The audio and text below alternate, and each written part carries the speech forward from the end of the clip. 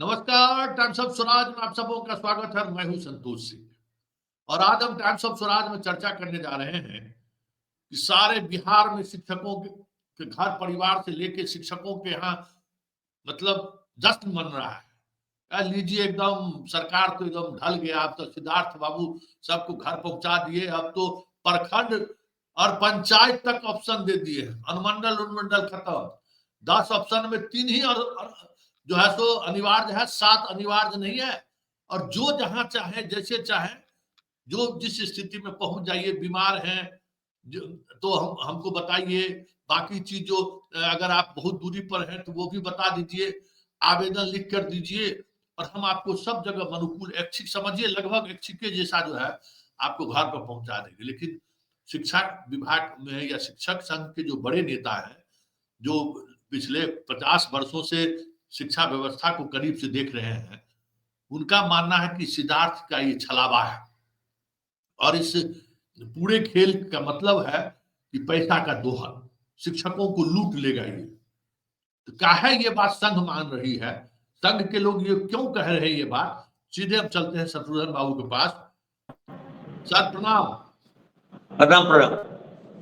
अरे आप तो कितना बढ़िया सर दो दल के सब कुछ, घरे में आप चल जाओ, मनुकुल सब कुछ, तब की आहार मरा छिए। देखिए, आपसे उस दिन जो बातचीत हुई उसके बाद कई डेवलपमेंट हुए हैं और माननीय मुख्यमंत्री, संसदीय कार्य मंत्री, उप मुख्यमंत्री, शिक्षा मंत्री सबों का संयुक्त अभिभाषण भी हुआ। और सही है कि अधिकांश शिक्षकों में प्रसन्नता हुई है, लेकिन उसके बाद फिर जो निदेशक के द्वारा आदेश प्रसारित हुआ है, मैं बार बार कह रहा हूं, उस बार भी हमने निवेदन किया था आपके टाइम्स ऑफ स्वराज के द्वारा कि भारत के संविधान का अनुच्छेद 13 में लॉ की परिभाषा दी हुई है, अंग्रेजी में भी और हिंदी में भी दी हुई है कि लॉ का फोर्स किसको होता है। आपने 2023 की अधिसूचना प्रसारित की थी और फिर आपने कल निकाल दिया, शाम में फिर एक आदेश निकाल दिया। तो आप अधिसूचना को सुपरसीड नहीं कर सकते हैं किसी कार्यालय आदेश से, कोई संकल्प से, किसी मार्ग निर्देशिका से। पहली बात तो यह, जो सरकार जब तक पूर्व की अधिसूचना को रद्द करते हुए नया जो संशोधन हम लोग जो चाहते हैं उसका समावेश जब तक आप नहीं करेंगे तो इसको लॉ का फोर्स नहीं है, पहली बात। दूसरी बात, जो महिलाओं की कठिनाई है, पुरुष शिक्षकों की कठिनाई है, कठिनाइयां हैं, सही बात है। मेरे घर की 2 बहू है, एक तो है घोघर बिहार में और एक हमारे फुफेरा भाई की पुतोह है अररिया में, एक बगल में हमारे दिवाकर बाबू है, उनकी एक बेटी है बेतिया के हरिनगर। तो ये तो परेशान है ही, छोटे छोटे बच्चे हैं, बूढ़ी माँ है, बूढ़े पिताजी हैं, पति है। तो हम चाहते हैं आपके माध्यम से सरकार से अनुरोध, इनकी परेशानी दूर कीजिए, तुरंत कीजिए। पुरुष शिक्षक चाहे वे बिहार लोक सेवा आयोग वाले हों दूरी में या सक्षमता वाले हों, लेकिन बजाता एक कानून न बनाइएगा। माननीय शिक्षा मंत्री महोदय, आप शिक्षा मंत्री हैं, कैबिनेट मंत्री हैं, आप एक प्रस्ताव दीजिए, वो संलेख बनेगा, मंत्रिमंडल में जाएगा, माननीय मुख्यमंत्री का हस्ताक्षर होगा, कार्मिक विभाग देखेगा, विधि विभाग देखेगा। यह है एक सामान्य प्रक्रिया और जब जो मन होता है आप निकालते चले जा रहे हैं। दूसरी बात, जिन शिक्षकों का सत्यापन हो चुका है और जिनका नहीं हुआ, सेवा पुस्तिका का सत्यापन जो अपॉइंटिंग अथॉरिटी होता है वही उनका सत्यापन करने के लिए प्राधिकृत है। वह भी भारतीय संविधान का जो अनुच्छेद 310, 311 है, जहां सेवा लिखा हुआ है, सर्विस, तो वो जो सर्विस का है 310, 311, उसमें नियुक्ति पदाधिकारी को ही दंड देने का, उनकी सेवा के नियंत्रण का प्राधिकार प्राप्त है। इसीलिए सेवा पुस्तिका का सत्यापन, चूंकि उनका नियोजन पत्र लिखा रहता है, उनका वेतनमान लिखा रहता है, वेतन वृद्धि लिखी रहती है, छुट्टी लिखी रहती है, ये सारी प्रक्रियाएं हैं। आप निश्चित तौर पर जांच की भी प्रक्रिया जारी रखिए, पीछे पछताना नहीं पड़े, विभाग की बदनामी नहीं हो, विभाग बदनाम होने से बचे, मेरी नेक सलाह है। और जल्दीबाजी में जब काम करना शुरू करते हैं तो शिक्षकों में खुशहाली हो जाती है कि जल्दी अब घर लौट जाएंगे, लौटिए, सब हम लोग चाहते हैं, हमारे संतोष पहुंचाते हैं, हम चाहते हैं, सभी लोग चाहते हैं। ऐसा विरोध में वातावरण मत बनाइए। शिक्षकों में परिपक्वता का अभाव है, कभी कभी कहा जाता है टाइम्स ऑफ जमराज है, यह अति आपत्तिजनक, मुझे भी मैंने घिनौनी से गिनौनी गालियां दी जा रही है। हम लोगों ने मुख्यमंत्री को कहा था कि मस्तगित कर दीजिए, हमने तो कहा था कि सारा जो जो ऐसा शिक्षक का विरोधी, शिक्षा विरोधी जो असंगत नियमावली बन गई है, आप अधिसूचना में जिला का विकल्प लिया पाठक जी के जमाने में, अनुमंडल कहां से आप ले आए?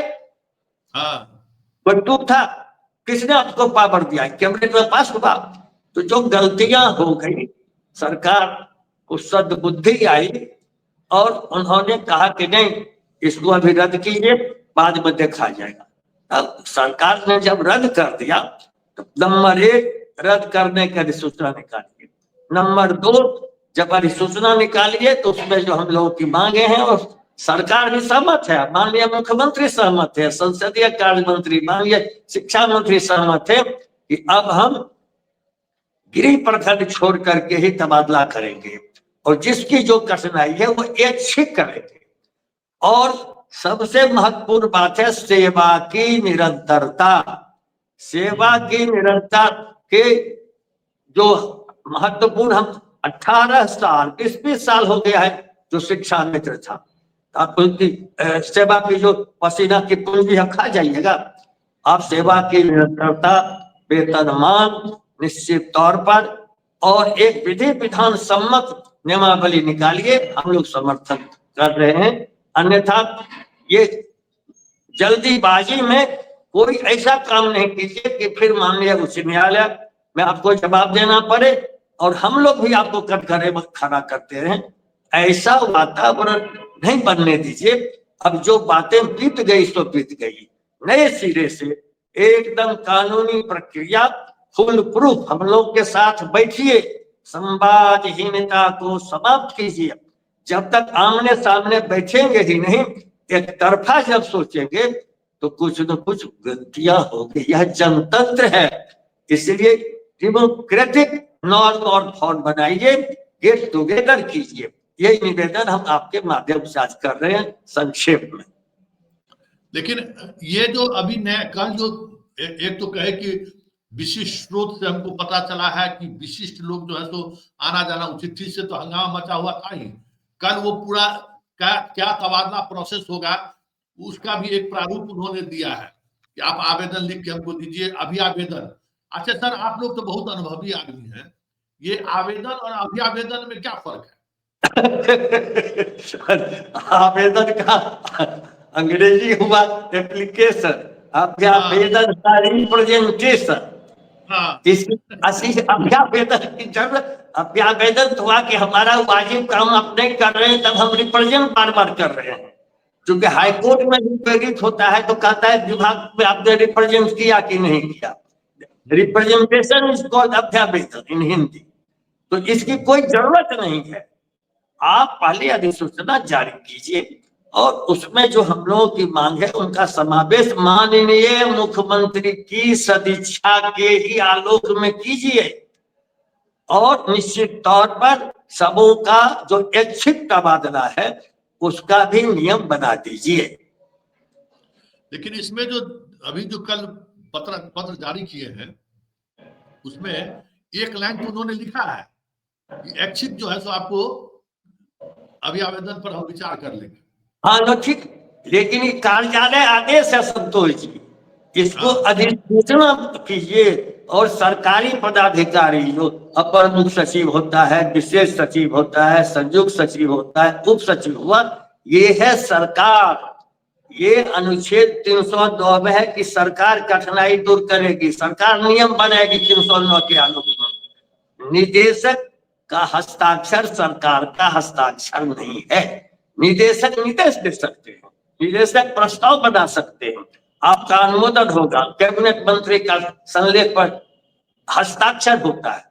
तो ये प्रक्रिया बनी हुई है। कार्मिक विभाग सामान्य विभाग का यह नियम बना हुआ है, इसका उल्लंघन कृपया नहीं कीजिए, ताकि शिक्षकों को फिर हाईकोर्ट के समय में जाना पड़े। अच्छा सर, लेकिन 2023 का जो नियमावली है, जिस नियमावली के तहत बीपीएससी वाले को परीक्षा हुआ, फिर सक्षमता का वाले का परीक्षा हुआ, उसमें जो तबादला वाले में लिखा हुआ है, उसी में दो बरस का प्रोविजन पीरियड होगा, प्रोबेशन पीरियड होगा, वो भी लिखा हुआ है।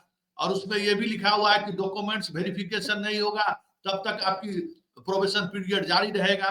उसके बाद तबादला जो है डायरेक्टर लेवल पर जो है सो आपको आपका तबादला हो सकता है। ये इसका क्या मतलब है? नहीं, यही तो गड़बड़ी है ना। जब आपने 2023 में कहा कि यह जिला संवर्ग आपका होगा, विशिष्ट शिक्षकों का भी जिला संवर्ग होगा, तो राज्य मुख्यालय से आपने कह दिया कि हम एक बार करेंगे। लेकिन यह जब लिखा हुआ है कि जिला शिक्षा पदाधिकारी ही ऐच्छिक तबादला करेंगे, विशेष परिस्थिति में करेंगे, अनुशासनात्मक कार्रवाई में करेंगे, बीमारी की हालत में करेंगे, विशेष परिस्थिति में करेंगे, ये जिला शिक्षा पदाधिकारी उसके लिए प्राधिकृत है। और वही जब सत्यापन होगा, प्रोबेशन में लटकाइए नहीं। जब अन्य सरकारी कर्मचारियों का साल भर का है प्रोबेशन, तो आप 2 साल खाए रखे, 2 साल तक आप जांच करते रहिएगा, आप 5 साल भी कर सकते हैं। सॉरी, ऐसा नहीं कीजिए कृपया, आप सत्यापन कर लीजिए जरूर, और जो सही हैं, परेशानी में है, उनका ऐच्छिक तबादला कीजिए। और सेवा की निरंतरता, जो भी नियोजित शिक्षक हैं और उनकी प्रोन्नति 18 साल से नियोजन में जो है, उनकी प्रोन्नति आप नहीं दे रहे हैं, इसलिए प्रोन्नति और सेवा की निरंतरता, ऐच्छिक स्थानांतरण, गृह प्रबंधन, सबका प्रावधान करके एक नोटिफिकेशन जारी कीजिए।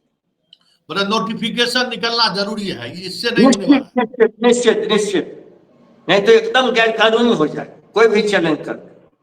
अच्छा सर, एक सवाल चलते चलते कि ये जो आवेदन मांग रहे हैं कि आवेदन आप स्कैन करके दीजिए कि आप बीमार हैं या जो कुछ भी है, या आप बहुत दूर से आए हुए हैं, इसकी संपुष्टि कौन करेगा कि भाई इस आवेदन पर कौन जांच करेगा? तभी तो अभी आवेदन पर विचार होगा। जब तक स्थानीय तौर पर जांच नहीं होगी तो राज्य मुख्यालय में कितनी जांच हो, तो कोई जांच का ऐसा दल नहीं बैठा हुआ है कि जांच करता रहेगा, तब तो बरसों उनका ट्रांसफर लटका रहेगा। इसको समाप्त कर देंगे। अच्छा, ये डॉक्यूमेंट्स कहाँ है इन शिक्षकों का जो है, जो कागजात है?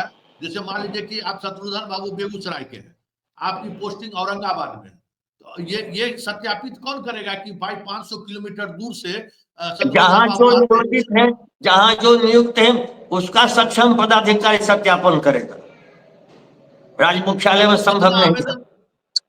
जितना आवेदन आएगा पहले जिला उसको अनुमोदन करेगा, तब फिर उस पर विचार होगा। यही उलझनपूर्ण है। यहाँ ये समीक्षा करेंगे अभ्यावेदन के। रात एसएस बोल रहे थे, एक निजी चैनल में इंटरव्यू दे रहे थे कि हम समीक्षा करेंगे कि कौन करने लायक नहीं है, तो बरसों आप लटकाए रखिएगा। अरे जो जहां है, मेडिकल सर्टिफिकेट दे दिया है, पति पत्नी यदि बीमार है, कोई बहुत दूरी में है, तो उसको आप जिला में दे दीजिए आपको। लेकिन जिला में आपको देने से ये शंका सही है कि भ्रष्टाचार की गंगोत्री शुरू हो जाएगी, लेकिन उसको फुल ऑनलाइन लीजिए। और फिर जो सर आरोप लग रहा है कि मुख्यालय में जो लोग बैठे हुए, जिनका बाल बच्चा सब सुदूर जगह पर पोस्टिंग हो गया है, वो तो रातों रात वहां से एनओसी मंगा के अपना बाल बच्चा कर लेगा, बाकी सबको छोड़ देगा। हाँ, इसीलिए जांच तो आवश्यक है, लेकिन जांच के नाम पर इस मामला को लटकाइए नहीं। बहुत परेशान है शिक्षक, बहुत महिलाएं ज्यादा परेशान है। इसलिए हम अनुरोध करते हैं माननीय मंत्री, माननीय मुख्यमंत्री, इसको जरा प्राथमिकता के साथ जांच करें। बिना जांच फिर बहुत गोलमाल का खतरा हो जाएगा। चलिए सर, बहुत बहुत धन्यवाद सर। बहुत धन्यवाद आपको। नमस्कार सर, नमस्कार। ये हमारे साथ शत्रुघ्न बाबू थे, जिन्होंने तमाम उस कंफ्यूजन को दूर किया है। और हमें लगता है कि जो बीपीएससी शिक्षक हैं, जो सबसे ज्यादा उत्साहित हैं, जरा समझिए, देखिए, तबादले को लेकर आप घर पहुंचे तो मेरा जमीन थोड़ी जोत लीजिएगा। जो बीपीएससी शिक्षक है, आप अपने अपने घर पहुंच जाए तो मेरा तो जमीन नहीं जोत लीजिएगा, या फिर मेरा रास्ता तो रोकने दीजिएगा।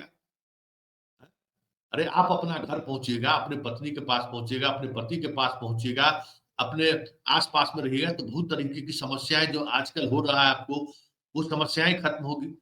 लेकिन उसमें जो खेल हो रहा है ना, पत्रकार का क्या काम है? उस खेल को आईने की तरह साफ आपको दिखाएं कि देखिए खेला क्या है। तो हमें लगता है कि शत्रुघ्न बाबू के बातचीत के बाद बहुत सारी चीजें स्पष्ट हो गई होंगी। चलिए, फिलहाल इस बड़ी बहस को यहीं खत्म करते हैं, फिर किसी नए मुद्दों के साथ हमारी आपकी मुलाकात होगी। फिलहाल इजाजत दिया जाए, नमस्कार।